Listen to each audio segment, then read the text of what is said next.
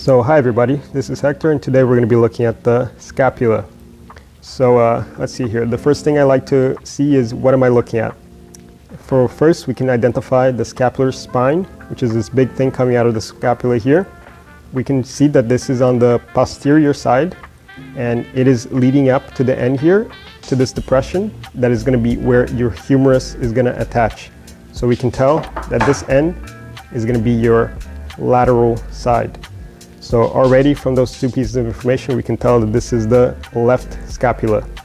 So from knowing that it's the left scapula, we can tell that this is the medial border, the lateral border, and the superior border. From there, we can see that this is the superior and the inferior angles of the scapula. And next, if we take the spine here, the scapular spine, and follow it to the end, we're going to find the acromion process. It is a process because it is a piece of bone that juts out.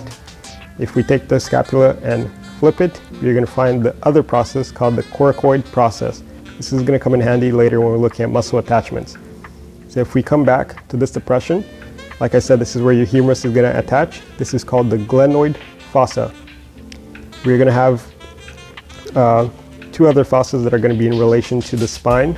Above the spine, we're going to have the supraspinous fossa, and below it, we're going to have the infraspinous fossa. And if we flip it over again, we're going to find that this whole thing is the subscapular fossa. And all right, so if we come back to the glenoid fossa here, we're going to find that above and below are going to be 2 points where muscles are going to pull on the bone, causing bumps. These bumps we are going to call tubercles. So if we have the glenoid fossa, above we are going to have the supraglenoid tubercle, and below we're going to have the infraglenoid tubercle. As you can tell, these are not always visible on the bone itself, but upon palpation you can clearly tell that there's a bump there.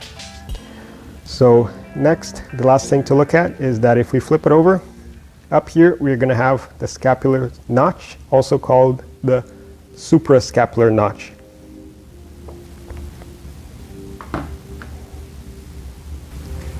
Alright, so before we looked at the left scapula, so here in this model we can see the opposite end, the right scapula.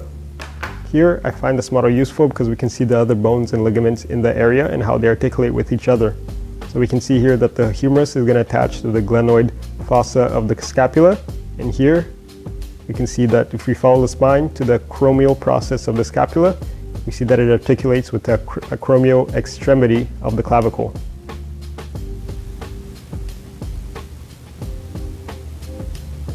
That's it for today's video. Thank you everybody for watching, and I'll see you on the next video.